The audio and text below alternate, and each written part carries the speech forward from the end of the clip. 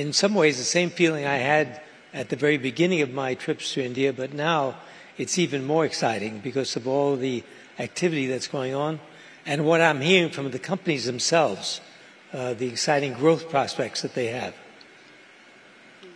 Shankar, you tweet about desi food only, but is the buffet consistent of other cuisines as well, or is it only desi food and desi stocks? Of course, I love naan and dal. You do. So I'm always tucking into that when I come to India, but otherwise I try everything. Shankar, is that the same for you? Variety is the spice of life? Yes. Shankar, what about you? You're talking in food, right? I'm talking stocks and food. Okay. No, variety can be construed in many ways. So, but yeah, insofar as investing is concerned, I think Madhu, my dear old friend, we were chatting before the show that I don't even know the stock price of Hindustan Lever HDFC Bank because I have no interest in those stocks anymore. HDFC Bank is down 20% from its recent peak, but anyway. Yeah, and I think Lever is down the same over a year or so, thereabouts, right? So we were just discussing, at least that's my view, that these are yesterday's trades. The trade has moved on, and in markets, the only thing my 30 years of investing has taught me is that you have to keep moving because no theme is a permanent theme. Themes keep changing, and the theme that now exists in India is really the small cap space. And I have said this publicly that many times that I don't see the Sensex or the Nifty giving you outsized returns. But on the other hand, if you go, let's say, under the buffet table, okay? Leftovers? The leftovers of the market, the small caps, I am telling you, I am spoiled for choice. I have more opportunity than I have money. It is insane the amount of companies who either have come up in the last couple of years or existing old line companies who now realize that they cannot do business the old way. They need to change and improve. And yet the valuations are so undemanding, so undemanding. I mean, I have found companies which are trading in single-digit multiples with at least 12 months outlook of 20, 25, 30% earnings growth, maybe 2 years outlook of that much. And therefore, my buffet consists really of the scraps from the rich man's table. So the HDFC banks and the levers can belong to Prashant Jains of the world because they have the size of asset which obviously I don't have personally. They have to buy those. Fortunately, I don't have to buy those. And they have worked fantastically well in the last year, 2 years. Sure. We'll come to market cap diversification a little bit later. But what we're talking about here, Mark, is whether or not India is the best bet for growth. I know you've been an India bull, but having said that, in the recent past, we've also seen geopolitical tensions. We've seen quite a bit of, collapse in the Nasdaq stocks as well. Indian stocks back home. There's been a lot of concern, and I'm sure Shankar would even voice that opinion about how richly valued some of these large cap companies have gotten, and whether the big can go bigger from here. Can they really more than this or not? And whether the price that you're paying for those stocks is justifiable or not.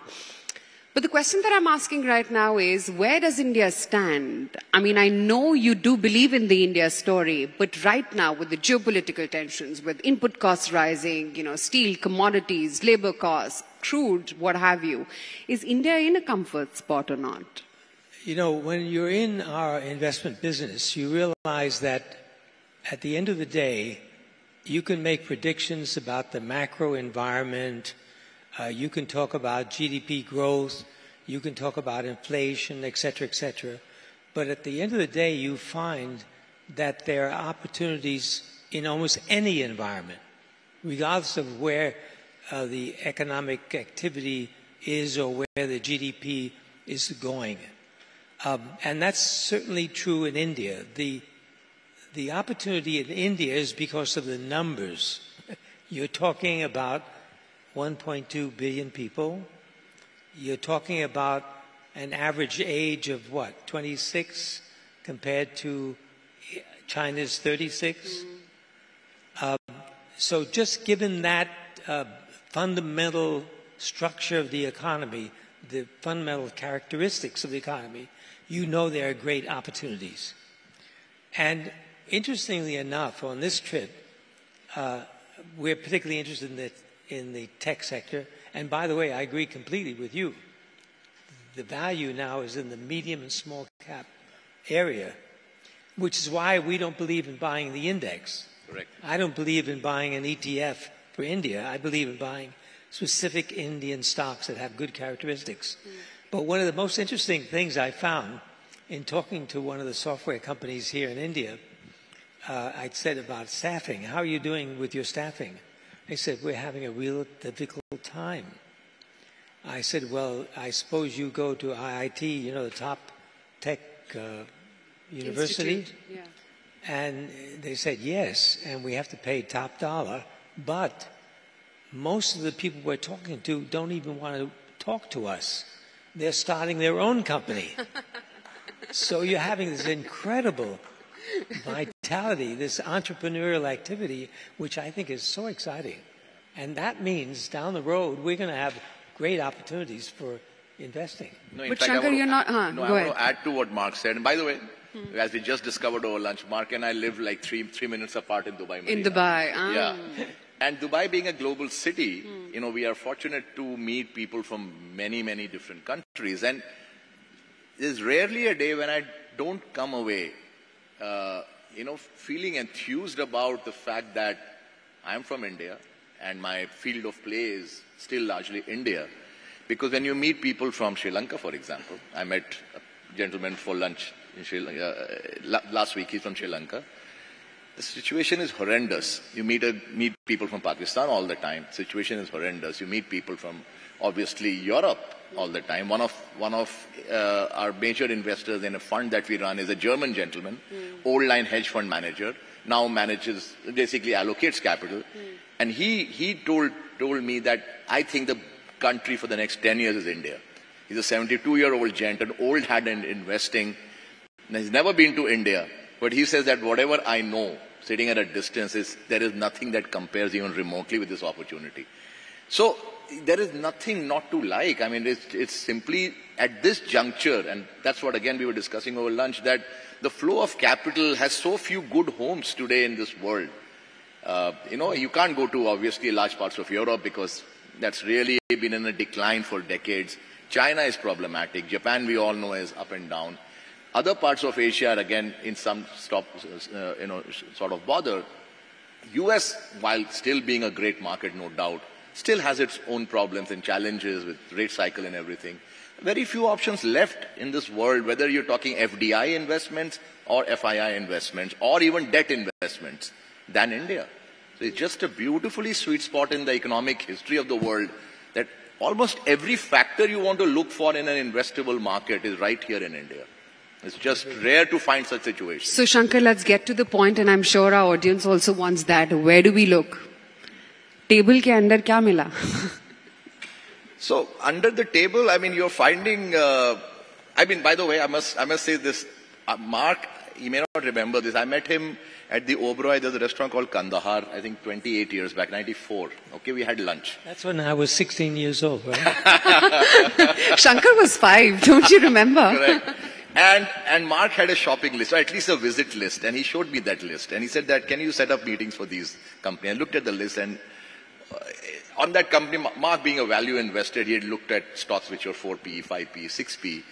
And I looked at that list of stocks, and there were companies like Garden Silk Mills and Transport Corporation of India, there was Mafatlal Industries and all that. And I said, Mark, you know what? I mean, in India, you don't buy 5P stocks because in India, the way we look at P is that the P reflects the number of years the company is going to be in business. And trust me, most of those companies went out of business in 5 years. But this time it is different. There are 5P, 8P, 10P companies in the small cap space. They are definitely not going to go out of business in 10 years' time. I see very robust business models. The good thing is that the broad economy, while it is doing well, the growth is still patchy. For large companies, for example, a Lever or a let's say the banks, they need a far larger tailwind of economic growth for them to grow their numbers substantially from here. But for small companies, there is adequate pockets of growth available. You could be a regional snack food player, and you can do $200 million in sales. I was reading an article in some paper that the spices market in India is $10-12 billion. spices, which is your daily, the stuff you put in food. And of that, most of it is unorganized. And now imagine that $10 billion has not even made its way to the organized players. That's the size. These are all small regional brands selling in Ludhiana, or selling in down south and whatever. Yeah. That's the real opportunity in India, that you go hunting in the countryside, you will find companies who are like maybe $50 million in revenue, but they can go to 150 in 3 years' time. That kind of delta, I at least do not see happening for the larger companies. I can already visualize that Mark is drawing up a list in his head about the companies that he wants you to. By the way, it's a very interesting point you made. I've changed over the years my whole view of what parameters to look at. Correct. And nowadays, I don't look at PE. Exactly. Right. I don't look at price to book, because the whole environment has changed. The interest rate environment has changed, and the way companies grow has changed. So what I do is I look at return on capital, return on equity, cash, and then I look at debt. Yeah. Particularly now, very important, and of course, EPS growth. Yes. But these are the kinds of things that I'm looking at, and we find so many companies here in India, unlike so many other markets around the world, that have very good numbers in those characteristics. Yeah. In fact, the interesting thing, the other thing is, I guess this forum is more about a more international flavor, because the previous one was more the local part. And two markets. We won't stop you if you tell us about your stock holdings. So what I wanted to highlight was, I've seen over 25 years, the world has always found US markets to be expensive and India to be expensive. They found Russia to be cheap. They found some other markets to be cheap. And guess what? Where it has led them, right? The thing is, these are quality markets with quality companies, and sometimes you have to pay up a bit for quality. You will never find greatness in low single-digit multiple. It's rare. You will, but not all the time. And therefore, as Mark said, we have to adjust our strategies rather than get fixated on a hard number that this is the P at which I like it or I don't like it. In India, there are quality companies. They have gone overboard, like the levers and all that, but there are still. They still did a lot of good to most investors who bought in when they were 60p in the 90s. They continued being at 60p for 15 years. They delivered like 18% CAGR in terms of their numbers. So these two markets, I've seen the world has generally said too expensive, we will not put a lot of money into it, and they are the two outstanding markets over 25 years. You take a look at ex-India and ex-US, look at all other emerging markets, largely disappointing or very not even rates of returns. But India, I was looking at the data, EMs, I think 4.5% CAGR over 20 years, India is like 9.5%, US is 12.5%. The gaps are like 2 or 3x relative to practically every other market. This is broad data, 25-year return. Just look at Indian returns, look at US returns. Those two are in one corner, and the other corner is all about negative returns or zero returns or 2% returns or 4% returns. But and Shankar, these two have been expensive all the time. Sure. No, I get your point completely. But, just coming back to what our audiences can draw from here, it's easy for a person like you to search for those companies which are small caps, waiting to be mid caps and eventual large caps. And I understand your parameters about don't look at PE, look at their growth rates, ROAs, as well as cash flows, etc. But for the Aam Janta, for the retail investor, how do they go about scouting for these hidden gems? Are there themes that they look at? Do they invest with people like you? Is that the only way? Of course, they must invest with us. That's the only way. By the way, our fund did exceptionally well last year, thanks to the Indian stocks we have in our portfolio. So I have to thank India. So give us a flavor of what your portfolio has, the India portfolio. So the Indian portfolio has companies, a really varied set of companies. One is in the diagnostic area, the other is in the tubes area, and the other is in software. So we're very much technologically oriented. But one of the... are these IT services? Are they new age tech companies? Well, they use technology, and we love companies that are in traditional industries, or let's say industries that have been around, but are using technology to upgrade their efficiency and their profitability. And that is the key to ROE, ROI, the use of technology to improve. But one of the things I think we have to discuss here is ESG plus, by the way, we added C, culture. ESG plus C. What's the C, Mark? The C is culture. Culture, okay. ESG, environmental, social, governance plus culture.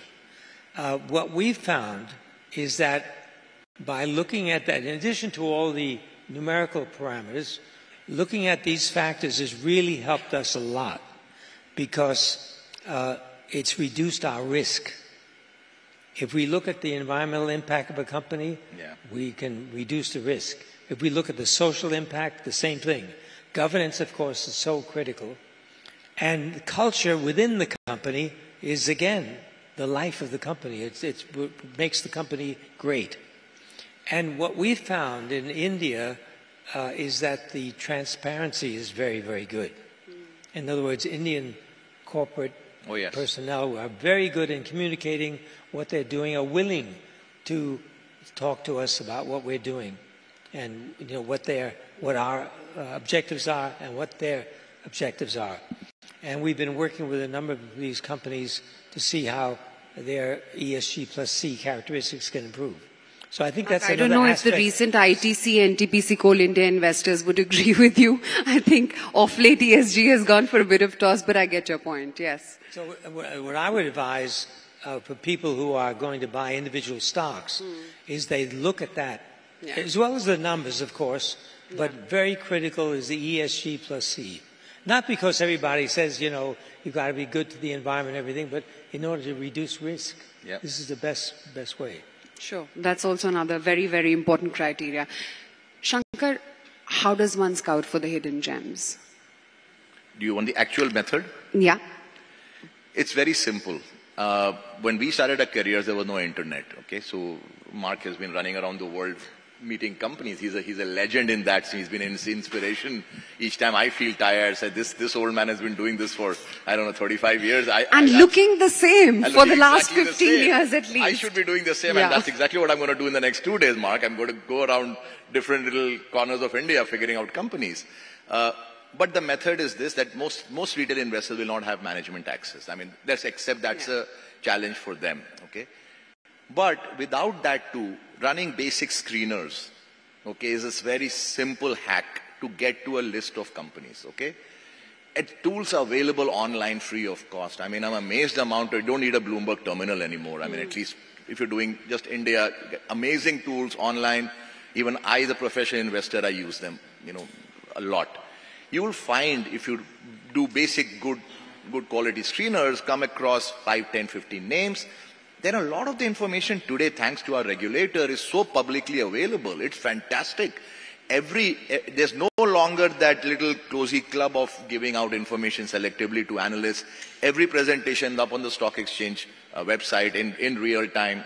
Managements have to address everybody. They cannot pick and choose that I will only talk to 5 analysts or 5 fund managers. No longer that little cozy club.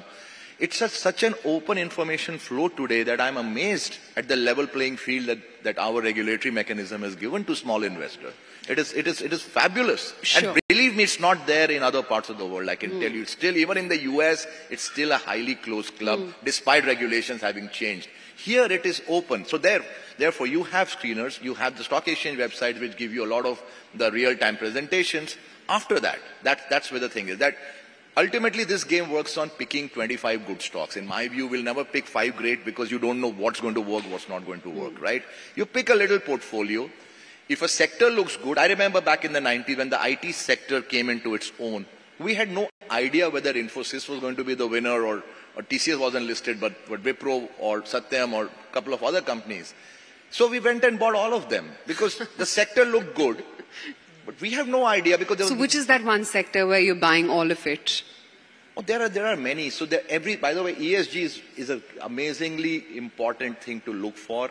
There are debates around the G part, but we leave that aside. That's an important consideration. And again, there are tools and metrics which can tell you that on the G part.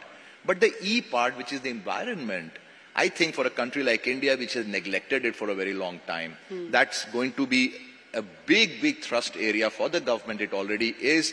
And more importantly, if you look at the orders coming from the National Green Tribunal, they are draconian. They shut down plants like that. There's no longer the option of dumping effluent into the backyards or polluting the rivers. So companies that help clean up the environment or help solve waste, industrial waste or plastic waste or things like that. So I think that's a great area to be in. If you can find 5, 7 companies, I don't know who's going to be the winner. You go and buy a small proportion of each of them. So do the screeners and then do a sector approach rather than taking stock by stock approach, because that for a small investor is simply not scalable. Stay away from startups or be on the lookout? You mean listed startups? Yeah. So again, most of these companies have hit the market at a highly, they've already been, the cake has been fully baked. And wherever it's VC driven, where the founder owns 5%, 10%, the VCs call the shots. And understand this very important point, that if I'm a founder taking my company public, it's in my best interest to underprice an offering rather than overprice, because I'm not a seller in that offering. I'm raising capital. My continual flow of capital depends on how well my stock did after the IPO, not how well it did in the IPO. Correct. Or in the IPO, right? It's not the number of times it was oversubscribed. That's a vanity metric. The real metric is after it listed, did it double, triple in the next 2 years or 4 years' time? Because I'm going to need that tap of capital permanently to grow. For a VC, that's not at all a consideration. He's there to sell and take his carry and retire to the Bahamas. So you have to understand there are different considerations when these startups go public, because it's the VC or the bunch of VCs who call the shots with the bankers and not the founder. The founder is a little kid, who just got lucky and he's got 7% in the company. He has no say in this anymore. Right. We're running short on time, Mark. If India was a listed stock, would you bet on it for the next 5 years or 10 years or for the next foreseeable few decades? I don't know whether I'd buy it in an IPO though. But if it was listed with a track record, I'd buy it, yes. That means I would buy it. Shankar? 100%. I think, like I said, all the confluence of factors, just zero down on this market and this country. It's just rare to have found that kind of a situation, but it is so. Mark, I remember the last time we were on this particular panel, you stood by when we had a Bollywood actor. Do you remember? Yes. Yes? Do you know that Shankar can sing really well? I was telling him the other day that he should actually play back for movies. Would you like him to sing? Yes. Shankar? A song for the stock markets maybe? For India, for the bull run, anything? Okay. So the stock market has been a little tricky lately, right? At one level, it is showing a bit of bearishness because of HDFC bank mergers and inflation. But on the other hand, there is a little stealth bull market on in the small caps. So this reminds me of a song by Muhammad Rafi. Your favorite? Yeah. Khuli palak mein I will translate it later for you. Khuli palak mein jhoota gussa, band palak mein pyar, jeena bhi mushkil hai, marna bhi mushkil. आंखों में इकरार की झलकी, होठों पे इनकार, जीना भी मुश्किल है, मरना भी मुश्किल. Amazing. So what this means is that when you speak, you're talking a very negative language, but in your eyes, I can see true love, which is what I can see in the stock market, right? For India. So you missed the ride on cricket, but you can definitely give a shot to playback singing, Shankar. Okay, we'll give it a shot. The audiences agree with that. But gentlemen, great speaking with you. Thank you so much. Thank you very much. Thank you.